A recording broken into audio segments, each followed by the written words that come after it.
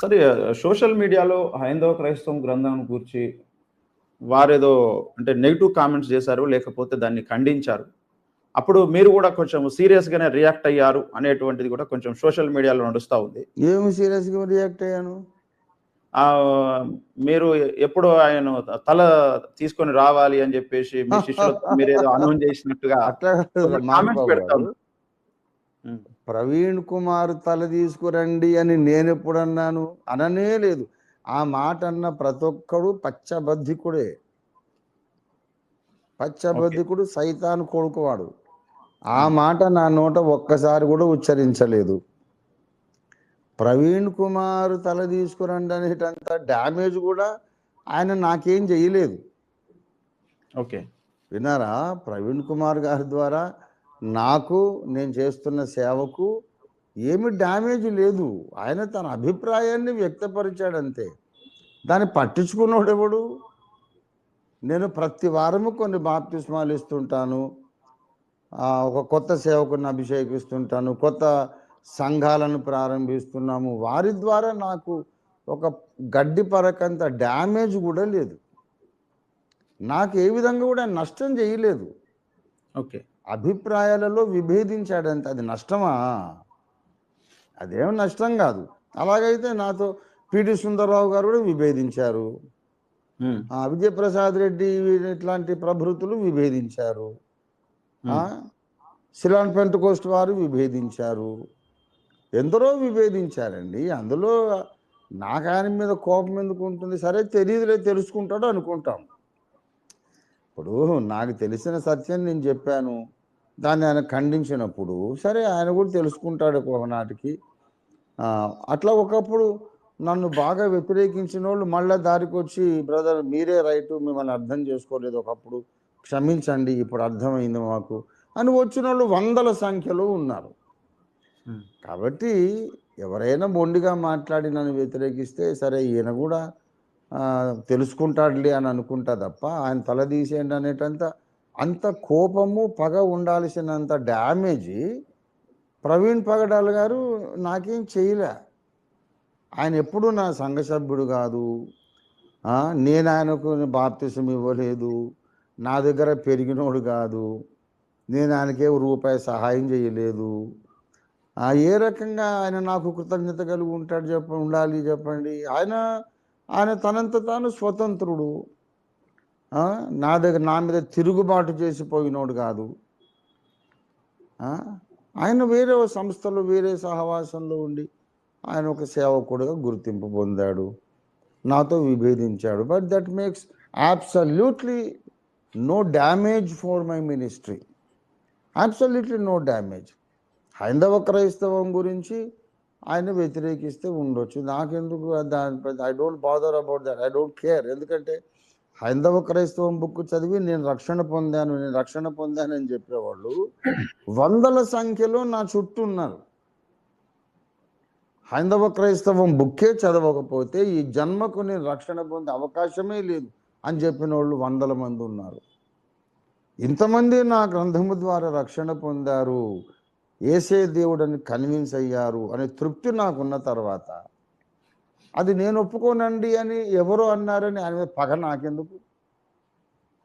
అవసరం లేదు. సరే, నీకు అర్థం కాలేదేమో బాబు, వీళ్ళందరూ కన్విన్స్ అయ్యారు కదా. అనేక మందిని, వేదాలను గౌరవించే వాళ్ళను, దేశభక్తి కలిగిన వాళ్ళను, భారతదేశం విదేశీ మతము, క్రైస్తవ్యం అనేది విదేశీ మతం, భారతదేశం యాక్సెప్ట్ చేయకూడదు, అది అమెరికా మతం, ఇజ్రాయెల్ మతం, భారతదేశం ఎందుకు యాక్సెప్ట్ చేస్తుంది, మా దేశంలో మా మతం మాకుంది అని వాదించే వాళ్ళను అసలు అన్ని దేశాలకు ఒక్క దేవుడు, ఆయన యేసు ప్రభు అని వేదములే ఆధారంగా తీసుకొని నేను కన్విన్స్ చేసినప్పుడు, అది విని వేల మంది ఆ పుస్తకం చదివి కన్విన్స్ అయ్యి బాప్తిస్మాలు పొంది పాస్టర్లు కూడా అయినప్పుడు ప్రవీణ్ పగడాల గారు వద్దన్నాడనేది నాకు అది అసలు నాకు how does it matter for me? నాకు అసలు ఏమాత్రము గడ్డిపోవచ్చంత నష్టం కూడా కలగలేదు. ఆయన ఉపన్యాసాలు విని ఆయన ఉపన్యాసాలు విని, లేకపోతే ఆయన స్పీచెస్, ఆయన ప్రసంగాలు, విమర్శలు విని నా దగ్గర ఉన్నటువంటి వందలాది వేలాది విశ్వాసుల్లో ఓ 10 మంది బయటికి వెళ్ళిపోయారు బికాజ్ ఆఫ్ ప్రవీణ్ పగడాల అంటే ఒకవేళ నేను బాధపడే అవకాశం ఉంది. ఒకవేళ నేను అంత సంస్కారం లేని వాడిని అయితే పగబెట్టుకునే అవకాశం కూడా ఉంది. కానీ దినదినము నా దగ్గర ఫాలోయింగ్ పెరిగిపోతున్నప్పుడు, హైందవ క్రైస్తవం బుక్ యొక్క అభిమానులు కూడా పెరిగిపోతున్నప్పుడు, అసలు ఆయన ఎప్పుడో ఏదో అన్నాడనేది నాకు గుర్తు కూడా లేదు. అర్థం కాని వాళ్ళు చాలామంది ఉంటారు, తర్వాత తెలుసుకుంటారు అనుకున్నా. అసలు మైండ్లో కూడా పెట్టుకోలేదు. కనుక ఆయన తల తీసుకురమ్మని పచ్చబద్ధం అది. అది అభూత కల్పన. ఎక్కడా నేను అనలేదు, ఎప్పుడు అనలేదు. ఆ మాట ప్రవీణ్ పగడాల తల తీసుకురమ్మని అన్నట్టుగా నేనుంటే మరి అదేదో వీడియో తీసుకురండి. నేను చెప్పే ప్రతి ఉపన్యాసం మా సంఘంలో రికార్డ్ అవుతుంది. మాకు మీడియా ఉంది. నేను దగ్గినా తుమ్మినా అది ఆన్లైన్ ఉంటుంది. మా ఓఫీర్ మీడియా, ఓఫీర్ లైవ్ టీవీ డైరెక్టర్ గారు పాస్టర్ యాదాల అబ్బులు గారు ఉన్నారు. ఇంకా అనేక మంది, ఇప్పుడు యథార్థవాది ఉంది. నేను ఏది చేసినా స్టేజ్ మీదనే మాట్లాడుతున్నాను. తీసుకురండి అని చర్చిలో మాట్లాడానట. మరి ఎవరైనా ఎక్కడుంది ఆ రికార్డు? ఆయన పేరెత్తి ఈయన తల తీసుకురమ్మని నేను ఎప్పుడు చెప్పలేదు. ఆ అవసరం నాకు లేదు. నేను అంతగా కోప్పడే స్థాయి కూడా ప్రవీణ్ పగడాలకు లేదు. రంజిత్ ఓఫీర్ అంతగా కోప్పడే అంత లెవెల్ ఆయనకు కూడా లేదు. ఆయన నా ముందు చిన్నపిల్లవాడు. నా తమ్ముడు అనుకున్నాను, చిన్నపిల్లవాడు అనుకున్నాను, నా కుమారుడితో సమానం అనుకున్నాను. ఇప్పుడు తెలుసుకోలేదు, రేపు తెలుసుకుంటాడు అనుకున్నా. అంతే తప్ప అమితమి తేల్చుకుందాం నువ్వా అని అన్నంత లెవెల్ అదేం లేదు.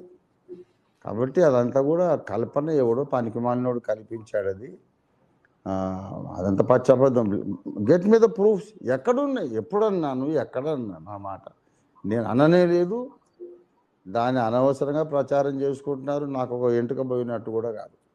చెప్పుకోండి. ఇప్పుడు అది ఎవరైనా ఎంక్వైరీ చేస్తే ఓఫీర్ గారు అన్నాడు అని ఇంకొకరు చెప్పడం అనేది ప్రూఫ్ కాదు. ఓఫీర్ గారి అన్నటువంటి ఓఫీర్ గారి ముఖము, వాయిస్ అది అది ప్రూఫ్. అది ఎక్కడా లేదు, ఎక్కడా లేదు. నేను అనలేదు కూడా. అది అబద్ధం. Okay sir, okay. అదేవిధంగా మరి సయ్యద్ సమీ హుస్సేన్, మరికొంతమంది హిందూ భావజాలాన్ని వ్యాప్తి చేసుకుంటున్నటువంటి వాళ్ళు, అంటే హిందూ భావజాలం పేరుతో హైందవులను రెచ్చగొట్టడానికి ఎక్కువగా వీడియోస్ చేస్తున్నటువంటి వాళ్ళు, క్రైస్తవులకు వ్యతిరేకంగా వీడియోస్ చేస్తున్నటువంటి వారు కూడా ఆల్రెడీ ఓఫీర్ గారు అన్నట్టుగా ఆయన చెప్పుకున్నాడు. మేబీ ప్రమాదానికి అన్నాడు అని ప్రవీణ్ పగడాల చెప్పుకున్నాడు అంటున్నారు తప్ప ప్రవీణ్ పగడాలకు ఎవరు చెప్పుంటారు? ఇట్లాంటి వాళ్ళే. ఓకే, ఓఫీర్ గారు అన్నాడు అని ప్రవీణ్ పగడాల చెప్పాడు అనేది ప్రూఫ్, డాక్యుమెంటరీ ప్రూఫ్ కాదు కదా. ఇట్లాంటి వాళ్ళు ఎవరు ఆయనకు చెప్పి ఆ మాట చెప్పించి ఉంటారు? అది ప్రూఫ్ కాదు కదా. ఓకే.